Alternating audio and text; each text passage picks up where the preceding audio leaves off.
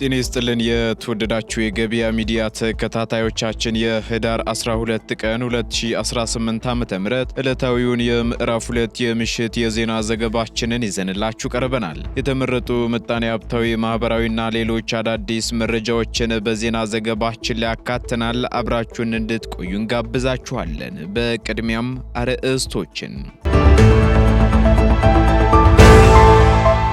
የአሜሪካ መንግስት ለኢትዮጵያ ጥብቅ ማስጠንቀቂያ ማስተላለፉ ተሰምቷል። ዝርዝሩን ይዘናል። በሌላ በኩል በማርበርግ ቫይረስ ህይወታቸው ያለፉ ሰዎች አስከሬንን በተመለከተ የጤና ሚኒስቴር አዲስ መረጃ አውጥቷል። ሙሉ መረጃውን በዝርዝር እናጋራችኋለን። በሽታን አስቀድሞ ለመከላከልና ሕክምናውን ለመስጠት የሚያግዝ አዲስ መመሪያ ይፋ ሆነም። መመሪያው እስከ መቼ ይተገበራል የሚለውን ጨምሮ በርካታ ጉዳዮች ተነስተዋል። በዝርዝር የምናጋራችሁናል። በቅርቡ የተሻሻለው የደሞዝ ጭማሪ ተፈጻሚ አለመሆኑን ተከትሎ የተሰጠው ምላሽ አነጋጋሪ ሆነም። ለመሆኑ ምን አይነት ምላሽ ተሰጠ? የምትሰሙት መረጃችን ነው። ከፍተኛ ቁጣ ቀስቅሶ የነበረው የቀዶ ሕክምና ክፍል ዳይሬክተር የነበሩትን ዶክተር የገደለው ግለሰብ ላይ ውሳኔ መተላለፉ ተገለጸም። በዝርዝር የምናጋራችሁ ይሆናል። ተዋጊ ጄት አውሮፕላኑ መከስከሱ ተሰማም። በዚህ አደጋም የሰው ሕይወት ማለፉ ተነግሯል። ሙሉ መረጃውን በዝርዝር እናጋራችኋለን። የተወደዳችሁ የገበያ ሚዲያ ተከታታዮቻችን እነዚህንና ሌሎች ኢኮኖሚያዊና ማህበራዊ መረጃዎቻችንን ይዘንላችሁ ቀርበናል። አዳዲስ እንዲሁም ትኩስ ኢኮኖሚያዊና ማህበራዊ መረጃዎቻችንን ለማግኘት ታዲያ የገበያ ሚዲያን እንድትወዳጁ እየጋበዝን በዝርዝር ወደምንመለከታቸው መረጃዎቻችን እናልፋለን። ያለፉትን ዓመታት እርሶን የቤትና የሱቅ ባለቤት ያደረገው ቴምር ፕሮፐርቲስ አሁን ደግሞ በተለመደው አቋሙ ወሳኝ በሆኑት የከተማችን መንደሮች ላይ ሳር ቤትና ከ4 ኪሎ ቤተ መንግስት ትይዩ በሆነችው አዋሬ ላይ ከባለ 1 እስከ 3 መኝታ ቤቶችን በተለያዩ የካሬ አማራጭ በ20% ቅድመ ክፍያ በ1.7 ሚሊዮን ብር ብቻ ቀሪውን ያለምንም ወለድ በብር ተዋውሎ የሚከፍሉበትን አማራጭ ይዞለት ቀርበዋል። አሊያም አጠቃላይ ክፍያ ባለ 2 መኝታ 81 ካሬ በ5.7 ሚሊዮን ብር፣ ባለ 3 መኝታ 139 ካሬ በ9.9 ሚሊዮን ብር ሁለቱም ሳይቶቻችን ለእርሶ ከ35% ታላቅ ቅናሽ ጋር አቅርበንሎታል። እንዲሁም ለመነገድ ቢፈልጉ ቃሊቲ ገላን አጠገብ የንግድ ሱቆችን በ500,000 ቅድመ ክፍያ የሱቅ ባለቤት ይሁኑ ይሎታል። እስካሁን ባመለጠው ዕድል መቆጨት ጥቅም የለውም። ይፍጠኑ። ጥሪቶን ጥሩ መሰረት ላይ ያኑሩ። ለበለጠ መረጃ በ0989666571 ወይንም 0948076006 ላይ ይደውሉልን። ቴምር ፕሮፐርቲስ። ማዕድናትን ከቦታ ወደ ቦታ ማጓጓዝ ተከለከለም። የማዕድን ሚኒስቴር ከሲቪል አቪዬሽን ባለስልጣን ቅድመ ፍቃድ ሳይገኝ የከበሩ ማዕድናትን ከቦታ ቦታ በአውሮፕላን ማጓጓዝ እንደማይቻል አስታውቋል። ሚኒስቴሩ ይህን ያስታወቀው የተቋሙ የሥራ ኃላፊዎች የ2018 በጀት ዓመት የሩብ ዓመት አፈጻጸም ለሕዝብ ተወካዮች ምክር ቤት ኢንዱስትሪና ማዕድን ጉዳዮች ቋሚ ኮሚቴ ባቀረበበት ወቅት ነው። የቋሚ ኮሚቴው አባላትም ባቀረቡት ጥያቄ አምራቾች ማዕድናትን በአውሮፕላን ጭነው እንዳይንቀሳቀሱ በመከልከላቸው በተሽከርካሪ ይዘው ከአንድ ቦታ ወደ ሌላ ቦታ ለማምጣት ሲሞክሩ ያልተገባ ቀረጥ እየተጠየቁና አስቸጋሪ ሁኔታ እየተፈጠረባቸው ነው ብለዋል። የቋሚ ኮሚቴው ሰብሳቢ ዶክተር አማረች በካሎ በበኩላቸው በትግራይ ክልል ላሉ ማዕድን አውጪዎች የኦሎጂካል ሰርቬ ተቋም በአካባቢው ስለሌለ በተሽከርካሪ ሲጓዙ በየፌርማታው እንዲቆሙ እየተደረጉ በመሆኑ መቸገራቸውን ገልጸው በአውሮፕላን ማጓጓዝም ያልተፈቀደላቸው ስለሆነ ችግሩን እንዴት ትፈቱታላችሁ ሲሉ ጠይቀዋል። በተጨማሪም ከአማራ ክልል ኦፓል የተሰኘውን ማዕድን ይዘው ወደ ባህር ዳር ወይንም አዲስ አበባ ለመጓጓዝ በአውሮፕላን ባለመቻላቸው በተሽከርካሪ ሲጓዙ መወረስ እየገጠማቸውና መንገድ ላይ ውጣ ውረድ እየበዛባቸው መሆኑን ገልጸዋል። ለተነሱት ጥያቄዎችም ምላሽ የሰጡት በማዕድን ሚኒስቴር የማዕድናት ግብይት መሪ ስራ አስፈጻሚ ዶክተር ኢዮብ በቀለ በበኩላቸው የማዕድን ግብይት ተዋንያን ምርታቸው በአውሮፕላን እንዳይጓጓዝ በሲቪል አቪዬሽን ደህንነት መመሪያና አጠቃላይ የማዕድናትን ፍሰት ለመቆጣጠር በተቋሙ ብቸኛ ውሳኔ የተወሰደ እርምጃ መሆኑን ተናግረዋል።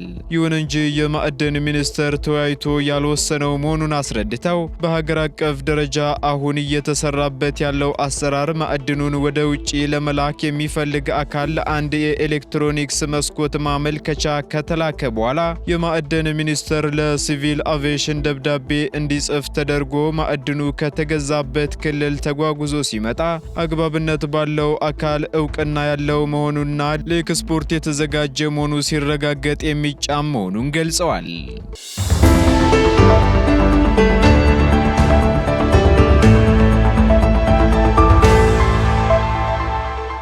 በማርበርግ ቫይረስ ሕይወታቸው ያለፉ ሰዎች አስከሬን ለቤተሰብ እንደማይሰጥ ተገለጸ። ይህ የተገለጸው የጤና ሚኒስቴር ከህብረተሰብ ጤና ኢንስቲትዩት ጋር በመተባበር በማርበርግ በሽታ ምንነት ዙሪያ ለሚዲያ ባለሙያዎች ባዘጋጀው የግንዛቤ ማስጨበጫ ስልጠና ወቅት ነው። በተጨማሪም ሕይወታቸው ካለፈ በኋላ አስከሬኑ የማይታጠብ መሆኑ የተገለጸ ሲሆን ደህንነቱ በተጠበቀ መንገድ የቀብር ስርዓታቸውም ይፈጸማል ተብሏል። እንዲሁም ቀብር የተፈጸመባቸው ቦታዎችን በደንብ መጠበቅ እንዳለባቸው የተነገረ ሲሆን ማህበረሰቡም የበሽታውን ከባድነት ተረድቶ ይህንን ውሳኔ መቀበልና መተባበር አለበት ተብሏል። በሌላ በኩል ቫይረሱ በወንድ የዘር ፈሳሽ ውስጥ ለ1 ዓመት ጊዜ የሚቆይ በመሆኑ ከህመሙ ያገገሙ ሰዎች ይልቅ የሆነ የግብረ ስጋ ግንኙነት ከማድረግ መቆጠብ አለባቸው ተብሏል። በተጨማሪም ተገቢው ክትትልና ሕክምና ተደርጎበት የዳነ ሰው በሽታውን ማስተላለፍ አይችልም የተባለ ሲሆን እንደ ኮሮና ቫይረስ በአየር ይተላለፋል የሚል የተዛባ አመለካከት የሚስተዋል ቢሆንም ህመሙ ግን በአየር የማይተላለፍ እንደሆነ ተገልጿል። እንደ ወረርሽኙ ክብደት የሞት ምጣኔ ደግሞ ከ24 እስከ 88 በመቶ ይደርሳል የተባለ ሲሆን 33 ሰዎች ተመርምረው 6 ሰዎች ህመሙ የተገኘባቸውና 3ቱ ህይወታቸው ሲያልፍ 3ቱ ደግሞ በህይወት አሉ ተብሏል።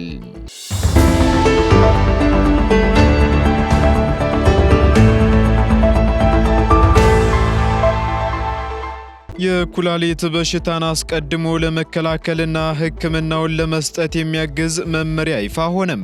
የጤና ሚኒስቴር በሀገር አቀፍ ደረጃ ተላላፊ ካልሆኑ በሽታዎች መካከል አንዱ የሆነውን ስር የሰደደ የኩላሊት በሽታ አስቀድሞ ለመከላከልና ሕክምና ለመስጠት የሚያግዝ መመሪያ ይፋ አድርጓል። ለሚቀጥሉት 2 ዓመታት ይተገበራል የተባለው ይህ መመሪያ በጤና ጣቢያዎችና በመጀመሪያ ደረጃ ሆስፒታሎች ስር ለሰደደ የኩላሊት በሽታ አጋላጭ የሆኑ ግፊትና ስኳር በሽታዎችን ምርመራ በማድረግ መለየትና ሕክምና መስጠት የሚችሉበትን ስርዓት ማካተቱም ተነግሯል። ሚኒስቴር መስሪያ ቤቱ መመሪያውን ይፋ ያደረገው ደግሞ ከፖፑሌሽን ሰርቪስ ኢንተርናሽናል እና ከአስትራዜኒካ ከተገኙ መንግስታዊ ካልሆኑ ድርጅቶች ጋር በመተባበር ሲሆን በትላንትናው ዕለት በተከናወነ መርሃ ግብር ወቅት ነው። በዚህም በኢትዮጵያ ስር የሰደደ የኩላሊት ታማሚዎች ቁጥር ከ6 በመቶ በላይ መድረሱን ደግሞ የጤና ሚኒስትር ዴኤታው ዶክተር ደረጀ ድጉማ ተናግረዋል። ለበሽታው መስፋፋት ዋነኛ መንስኤ ከሆኑ ጉዳዮች መካከልም የደም ግፊትና የስኳር በሽታ ተጠቃሽ መሆናቸውንም ገልጸዋል። በተጨማሪም በሚኒስትሩ የበሽታዎች መከላከልና መቆጣጠር መሪ ስራ አስፈጻሚ ዶክተር ህይወት መለሰ በበኩላቸው በኢትዮጵያ ዜጎች የኩላሊት በሽታ እንዳያጋጥማቸው አስቀድሞ ለመከላከልና በበሽታው ዜጎች ከተያዙ በኋላም የሕክምና ክትትል ለማድረግ የሚያስችል መመሪያ ይፋ ሆኗል ብለዋል።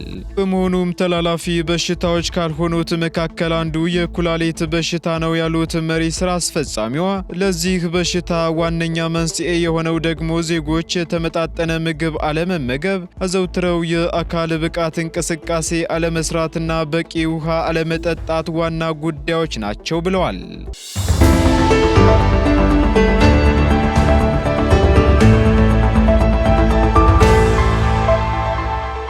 የአሜሪካ መንግስት በኢትዮጵያ ላይ የጤና ማስጠንቀቂያ አወጣም።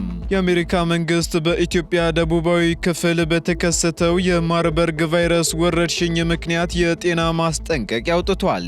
የአሜሪካ የበሽታዎች መቆጣጠሪያና መከላከያ ማዕከል CDC በኢትዮጵያ ውስጥ የተከሰተውን ወረርሽኝ ተከትሎ ደረጃ 1 ወይም ሌቭል 1 የተሰኘውን የማስጠንቀቂያ ደረጃ ያወጣ ሲሆን ወደ ሀገር ውስጥ የሚጓዙ ዜጎችም አስፈላጊውን ጥንቃቄ እንዲያደርጉም አሳስቧል። ከጥንቃቄዎቹ መካከል ደግሞ የትኩሳት፣ የጡንቻ ህመምና ሽፍታ ምልክት ካለባቸው ህሙማን፣ ከደምና ሌሎች ፈሳሽ ከሚታይባቸው ሰዎችና የሌሊት ወፍ ከሚኖሩባቸው ዋሻዎች እንዲርቁ የሚል ጥንቃቄ ይገኝበታል ተብሏል። በሌላ በኩል በአዲስ አበባ የሚገኘው የአሜሪካ ኤምባሲ በማርበርግ ወረርሽኝ ስጋት የተነሳ ወደ ደቡብ ኢትዮጵያ ክፍል የሚደረገውን የጉዞ እንቅስቃሴ ለጊዜው ማቆሙን አስታውቋል። ለጤና ሚኒስቴር ድጋፍ ከሚሰጡ የአሜሪካ መንግስት ሰራተኞች በስተቀር ኤምባሲው ሌሎች ዜጎች ወደ ደቡብ ኢትዮጵያ እንዳይሄዱም አሳስቧል።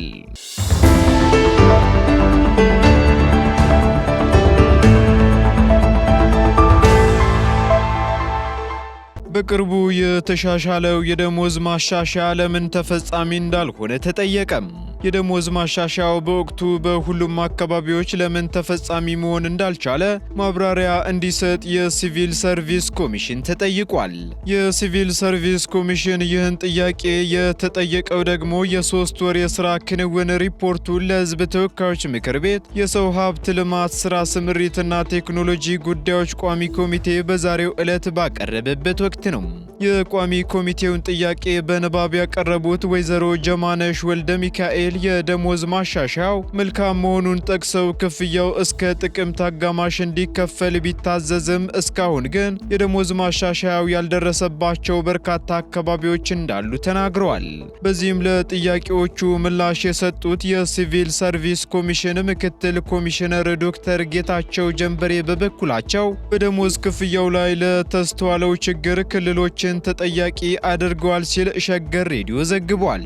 የፌዴራል መንግስት የደሞዝ ማሻሻያ የሰራው በቀድሞ መረጃ መሰረት መሆኑን የተናገሩት ዶክተር ጌታቸው ማሻሻያ የተሰራው ክልሎች በሰጡን መረጃ መሰረት ነው ብለዋል።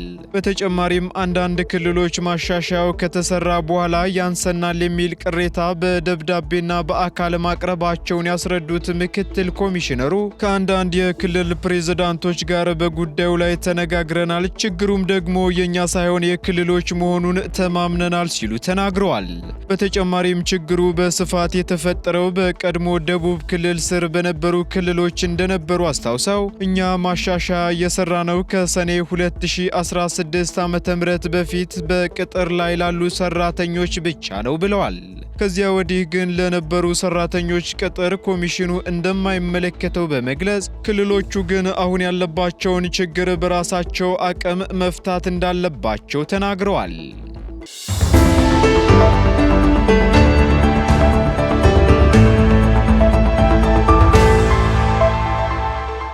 በዩኒቨርሲቲው በሕክምናና ሳይንስ ጤና ኮሌጅ የቀዶ ሕክምና ክፍል ዳይሬክተር የነበሩትን ዶክተር የገደለው ግለሰብ ተቀጣም። በባህር ዳር ዩኒቨርሲቲ በሕክምናና ጤና ሳይንስ ኮሌጅ ስር በሚገኘው የጥበበ ጊዮን ስፔሻላይዝ ሆስፒታል የቀዶ ሕክምና ክፍል ዳይሬክተር የነበሩት ዶክተር አንዱዓለም ዳኜን መግደሉን አረጋግጫለሁ ባለው ግለሰብ ላይ በ25 ዓመት ጽኑ እስራት መቅጣቱን የባህር ዳርና አካባቢዋ ከፍተኛ ፍርድ ቤት አስታውቋል።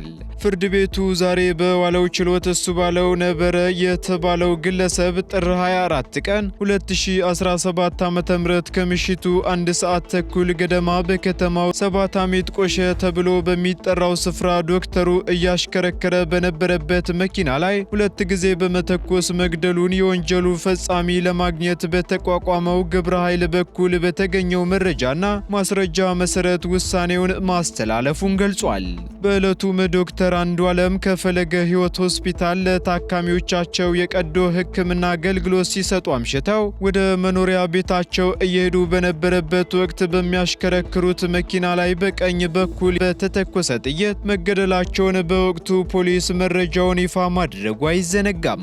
በመሆኑም ፍርድ ቤቱ የቀረቡለትን የምርመራ ውጤቶች መሰረት በማድረግም በዛሬው ዕለት በዋለው ችሎት ወንጀሉን በፈጸመው ግለሰብ ላይ የ25 ዓመት ጽኑ እስራት ወስኖበታል ተብሏል።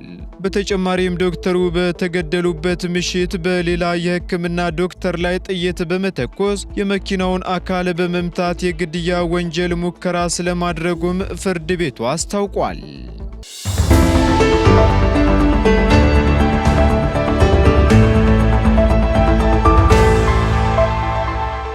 ቀጥለናል። ውድ ተከታታዮቻችን ከውጭ ወደ ያዝንላችሁ መረጃ ስንሸጋገር ተዋጊ ጄት አውሮፕላኑ መከስከሱ ተሰማም።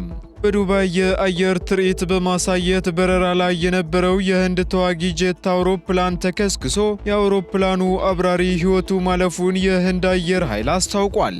የህንድ አየር ኃይል ንብረት የሆነው ቴጃስ ተዋጊ አውሮፕላን ዛሬ በዱባይ አልማክቱም ዓለም አቀፍ አውሮፕላን ማረፊያ የአየር ትርኢት እያሳየ በነበረበት ወቅት የተከሰከሰ ሲሆን በአደጋው ደግሞ የህንድ አየር ኃይል አብራሪ ሕይወቱ ማለፉ ተገልጿል። የህንድ አየር ኃይል በሀገር ውስጥ የተመረተው ቴጃስ ቀላል ተዋጊ ጄት ሲሆን በአየር ትርኢቱ ላይ የክህሎት በረራ በሚደረግበት ወቅት በድንገት መከስከሱ ተገልጿል። አደጋው ደግሞ በሚሊዮን በሚቆጠሩ የትርኢት ታዳሚዎች ፊት የተከሰተ ሲሆን ከፍተኛ እሳት ታይቶ ወፍራም ጥቁር ጭስ ወደ ሰማይ መውጣቱን የሚያሳይ ተንቀሳቃሽ ምስልም ተለቋል ተብሏል። የዱባይ ሚዲያ ቢሮ የእሳት አደጋና የአደጋ ጊዜ ቡድኖች በፍጥነት ወደ ስፍራው ደርሰው ሁኔታውን መቆጣጠራቸውን ያስታወቀ ሲሆን ትርኢቱ ለጊዜው ተቋርጦ ጎብኚዎች ደግሞ ወደ ኤግዚቢሽን አዳራሾች እንዲመለሱ ተደርጓል ነው የተባለው። አደጋውን ተከትሎም የህንድ አየር ኃይል በደረሰው የህይወት መጥፋት ትልቅ ሐዘን እንደተሰማው በመግለጽ የአደጋውን መንስኤ ለማጣራት የምርመራ ኮሚቴ በማቋቋም ምርመራው መጀመሩን በኤክስ ገጹ ላይ አስታውቋል።